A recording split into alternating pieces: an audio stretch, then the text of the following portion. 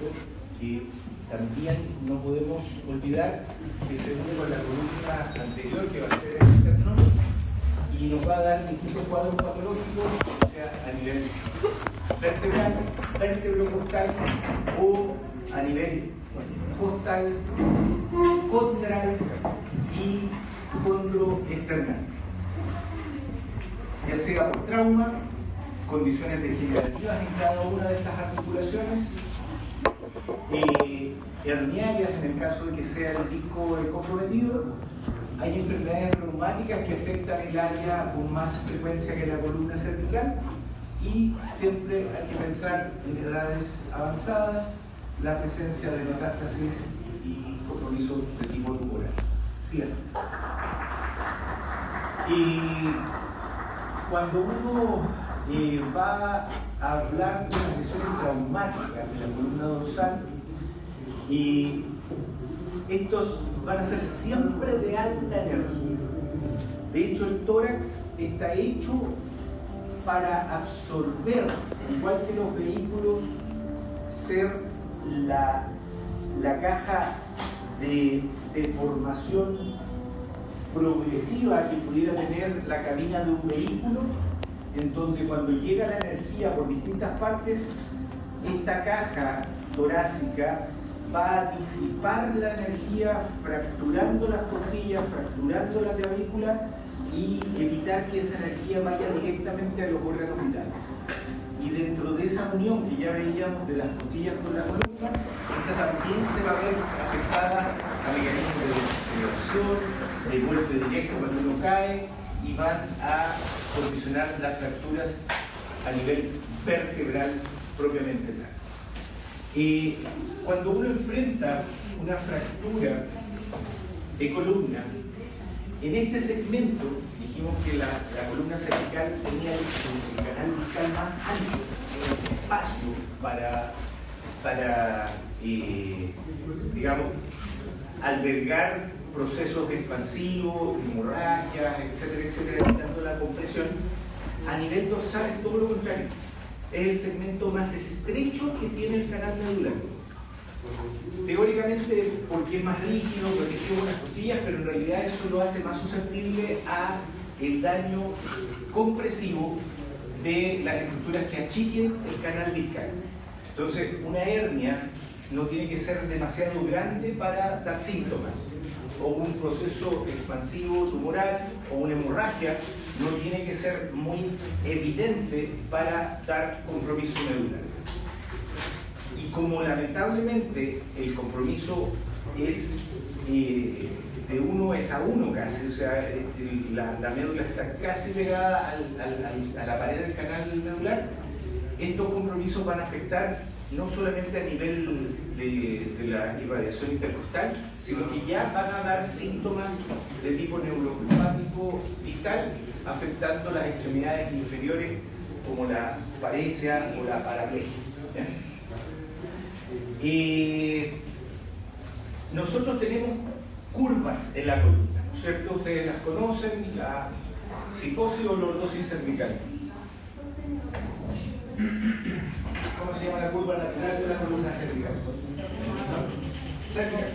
Lordosis.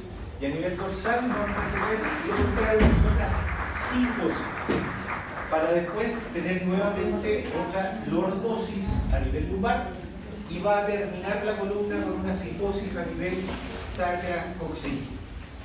Estas curvitas son tremendamente importantes porque de alguna manera se comportan biomecánicamente como elementos de amortiguación. Igual que un resorte, cuando ustedes lo aprietan, ese resorte se expande y va liberando la energía cinética que ustedes le ponen al resorte, ¿ya? Cuando las curvas son alineadas en el eje, ustedes van caminando y su columna va haciendo esto en los niveles discales. El problema cuando se pierde cualquiera de estas vueltas del resorte, el cogote estirado que veíamos delante, o una hiperlordosis, vamos a alterar esa capacidad de amortiguación de la columna. Las escoliosis, que es la columna infantil, van a condicionar problemas con los estabilizadores y generar dolor ligamentario, muscular y distintos síntomas como ya habíamos visto, ¿ya? Entonces, estas curvas de la columna, cuando cambian su dirección, vamos a hablar del término charnela o bisagra, ¿ya? Y la parte más débil de la columna que va a estar dada en la charnela toracolumbar de 12 L1, el cambio de la posición de la curva de una cifosis a la lordosis. Esa parte, ese cambio en la curvatura natural, va a hacer que ese segmento sea el más susceptible de verse dañado frente a un trauma. Y quiero que lo tengan presente porque va a ser importante dentro de nuestra evaluación física frente a cualquier elemento traumático, sobre todo en accidentes de tipo caída o desaceleración brusca, como en los accidentes vehiculares, van a verse afectados. Lo importante que tienen que tener presente ustedes en los traumas es la indemnidad del canal. Por eso que el canal en su pared anterior o la pared posterior de las vértebras tiene que estar parejito, porque cualquiera de estos elementos que ocupen espacio en ese canal van a tener daño medular, ¿ya? Por esta relación tan íntima de uno es a uno. Sigan. Y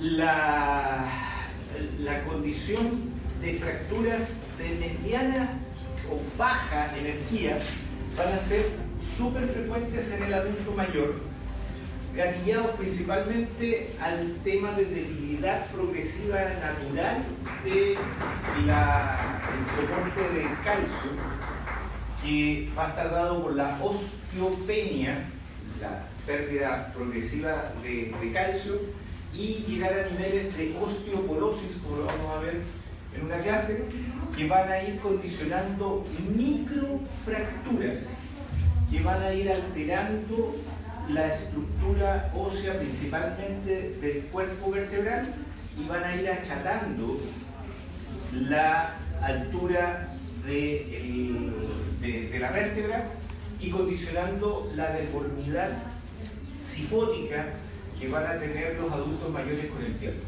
¿ya? El tener una persona que tiene una cifosis rígida, permanente y que se desplaza en estas condiciones es porque esa persona ya tiene una deformidad osteoporótica importante por fracturas patológicas reiterativas. Las fracturas traumáticas habitualmente van a condicionar un daño del cuerpo,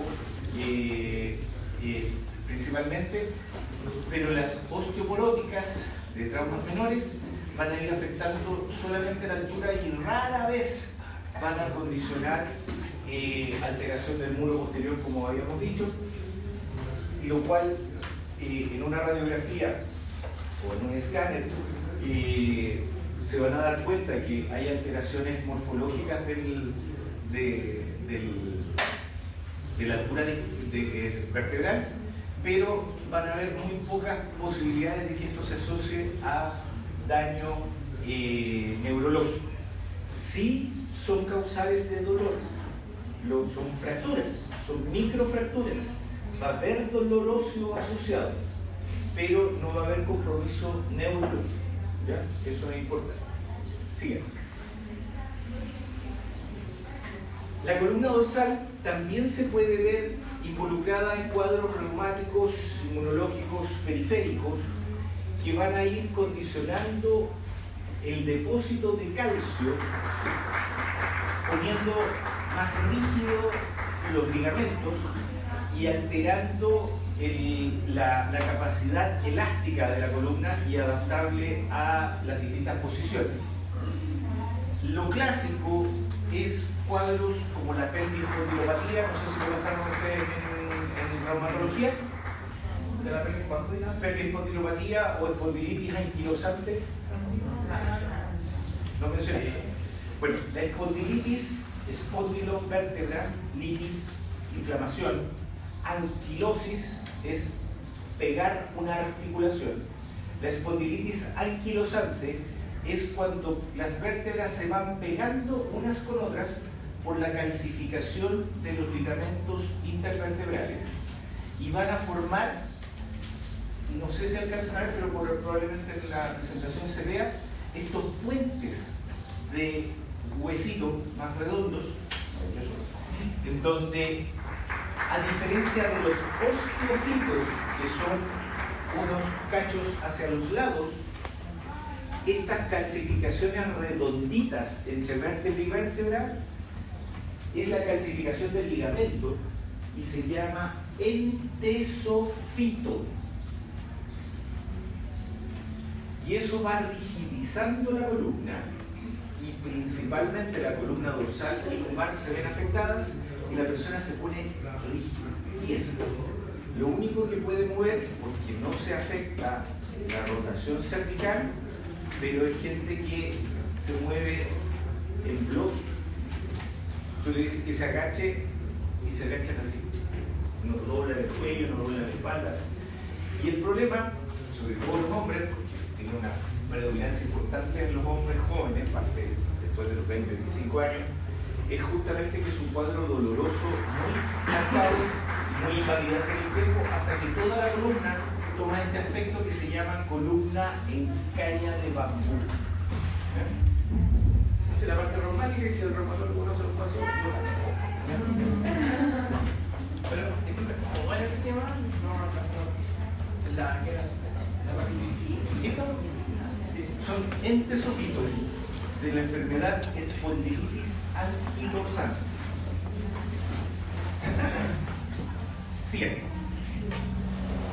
Las lesiones tumorales, como habíamos visto en la clase, en el adulto habitualmente van a ser metastásicas, muy rara vez primaria, y esto pueden estar afectando ya sea estructuras periféricas o directamente estructuras vertebrales. Cuando se vean enfrentados con esta condición, ya sea el anamnesis con las banderas rojas, y piden imágenes y encuentren esto, tienen que derivar. El estudio de una lesión tumoral vertebral tiene que estar complementado con un cintigrama óseo para ver la presencia de otras metástasis entre medio. Ideal llegar a la biopsia de esas lesiones para ver de qué cáncer primario se trata y evaluar a través de estos exámenes como la PET-CT si hay otros órganos o tejidos blandos afectados. ¿Sí? Las costillas, parte importante de este sistema defensivo de nuestros órganos macizos y vitales, se van a ver como lo definíamos, pérdida de continuidad del tejido óseo en los distintas zonas. Estas lesiones costales pueden ser lesiones costales únicas, donde hay un solo arco afectado, pueden ser masivas, de acuerdo a la energía condicionada en el trauma y afectar costillas continuas o discontinuas o a distintos niveles, porque aquí ustedes ven en este tag de reconstrucción las costillas del arco medio anterior y aquí las fracturas posteriores de los arcos superiores. Y cuando las costillas se fracturan y forman las fracturas segmentarias, ¿se acuerdan que había un pedazo interpuesto? Si hay más de dos costillas segmentarias continuas, en este caso hay tres, ese fragmento del tórax va a hacer lo que se llama respiración paradojal. Habitualmente cuando uno inspira, ¿qué les pasa a ustedes en las costillas? ¿Cuál es el movimiento que hace el tórax? Se expande, ¿ya? Gracias a la acción de los músculos intercostales. Cuando hay un tórax con este tipo de fracturas segmentarias en más de 3 niveles, ese pedacito, ese cuadrado, se va para adentro. No se expande el tórax, se hunde. Y eso es lo que se llama tórax volante, que lo van a ver en una lesión cuando pase el trauma. Como hay una respiración paradojal, hay mala ventilación, mala oxigenación, y eso influye en la gravedad y la necesidad de estabilizar esto en un cuadro de trauma agudo.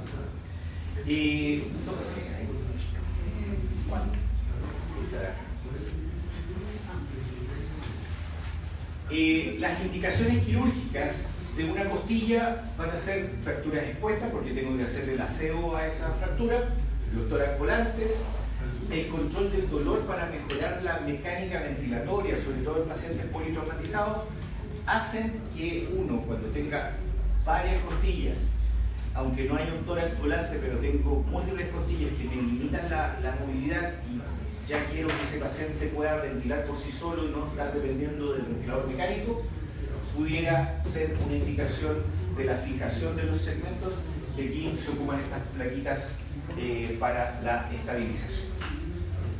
Siguiente. Hay un fragmento del tórax que no vamos a ver en una radiografía. Habitualmente son traumas en la parte anterior entre la ubicación de las mamilas o pezones, y que va a estar dado por estructuras condrales, ¿ya? Y estas estructuras condrales no se van a ver en una radiografía porque no tienen calcio, y tengo que sospecharlas por la localización, por el trauma directamente, habitualmente golpes deportivos ahí, de los malintencionados futbolistas. Y ahí, cuando estoy en la duda de que si me afectó o no me afectó la costilla, y me duele, hay toque inspiratorio, o sea, respiro y me clava la costilla donde me duele, voy a pedir una ecografía. Y en la eco sale clarito el borde del cartílago, la pérdida de continuidad y el hematoma fracturario que va a estar asociado a la costilla. Esto puede servir para el diagnóstico de fracturas condrales y para el seguimiento si hay o no consolidación también en esa zona, que tampoco la van a ver en una radiografía. Siguiente. Hay un condicionante doloroso que altera la funcionalidad de los arcos costales en forma individual. La vértebra dorsal va a tener carillas adicionales en donde se va a apoyar el arco de la costilla. Esas carillas articulares pueden disfuncionarse. El tórax superior va a funcionar como una bomba de agua, solamente para arriba y para abajo. El tórax inferior se abre como las asas de un balde. Hace este movimiento para expandir el diámetro torácico. Todo esto, ya sea el movimiento ascendente y descendente, como el movimiento rotacional de los arcos costales, van a condicionar que estas articulaciones puedan en algún momento salirse de su lugar y trabarse. Esto es lo que muchos conocen como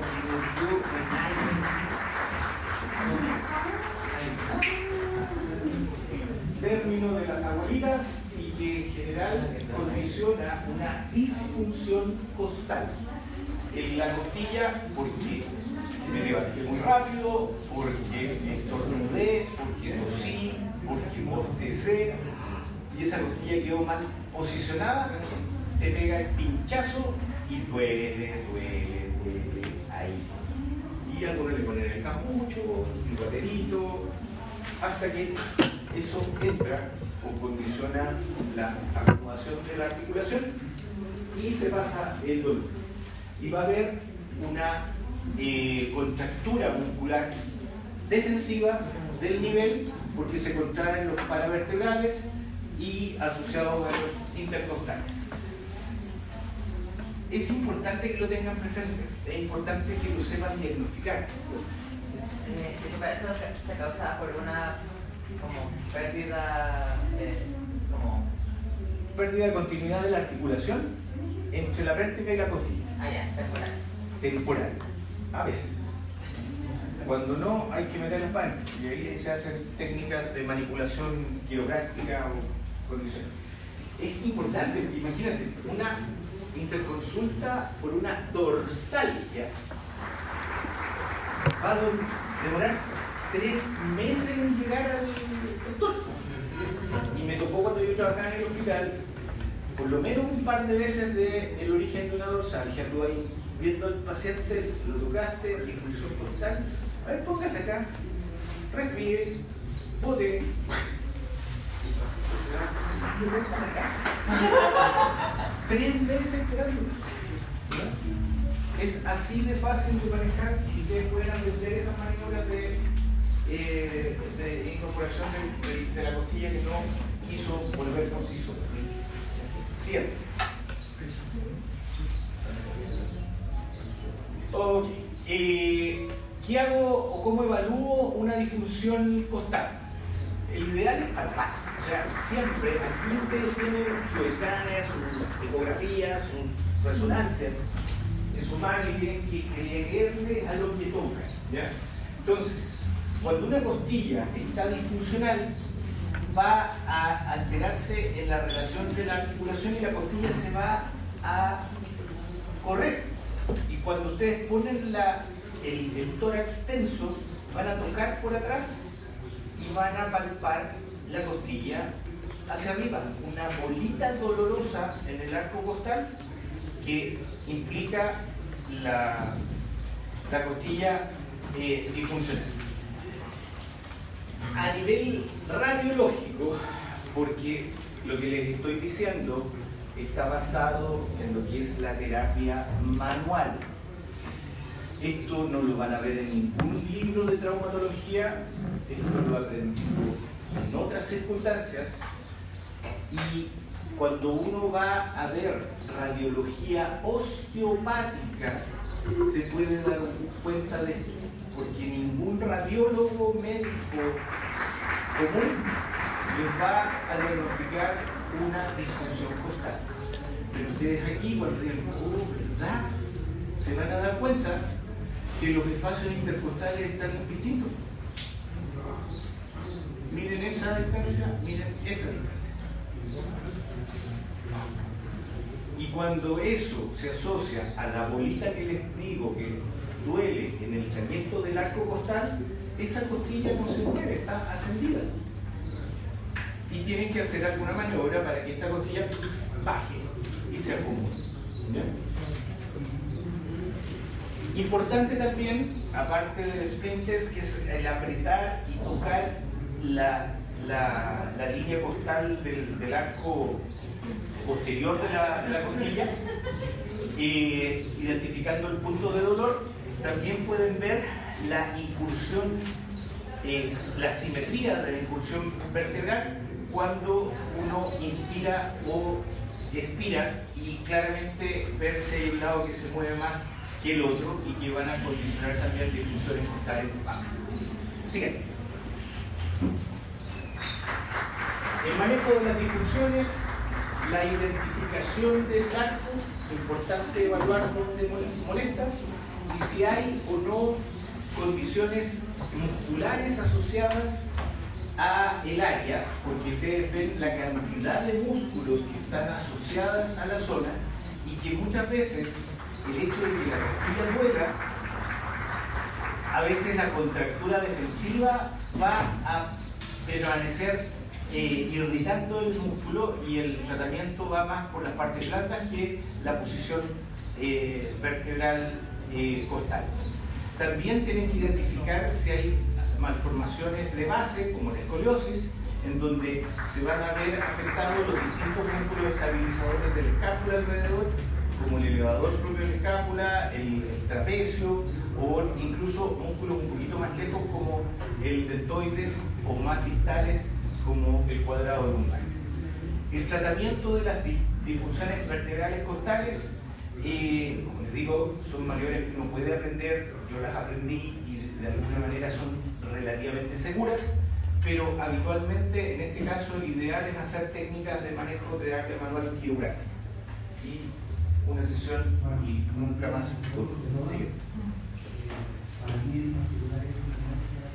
A veces vamos a tener dolores costales puros que no tenemos una causa traumática evidente o puede ser un dolor que se asocia a mucho tiempo post-trauma, que van a irritar los terminales nerviosos del nervio intercostal y van a causar dolor intercostal. Estas neuritis intercostales pueden ser postraumáticas, o sea, después de un golpe directo, una fractura costal, el nervio puede quedar irritado y ahí hay que movilizar, hacer una neurodinamia intercostal con ejercicios respiratorios, con masaje, para que ese nervio se suelte.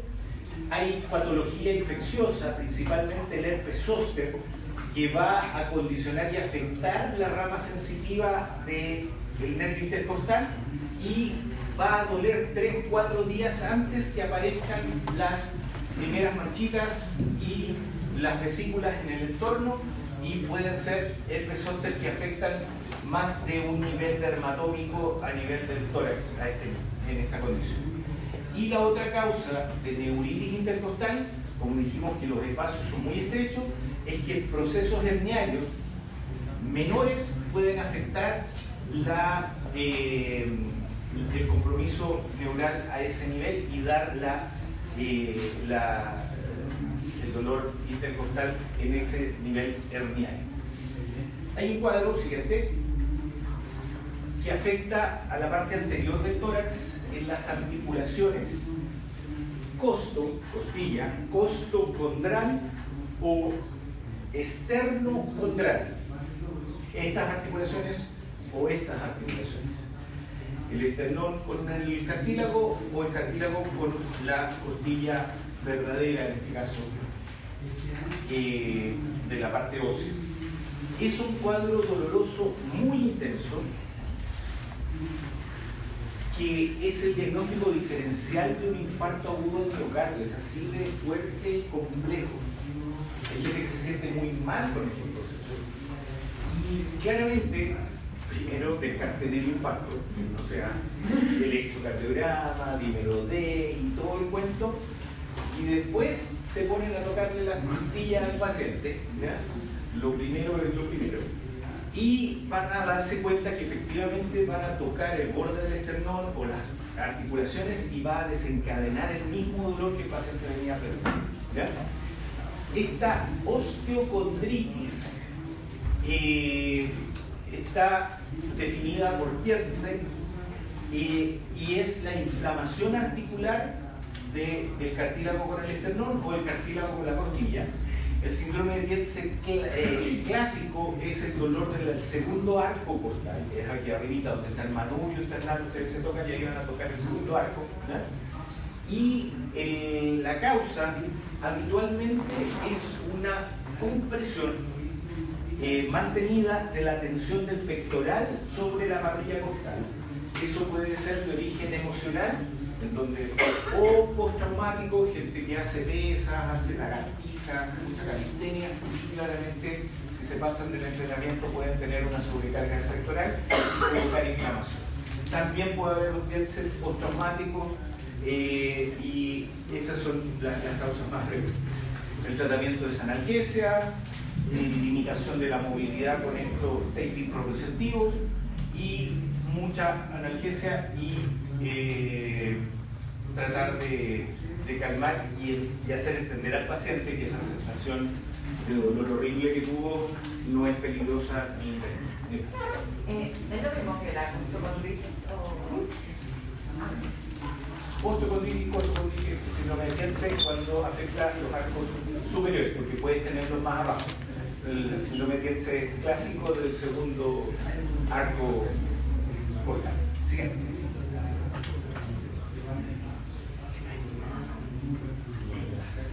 Otra pausa. Sí, déjenme cambiar ahí. Párense, se respiren profundo.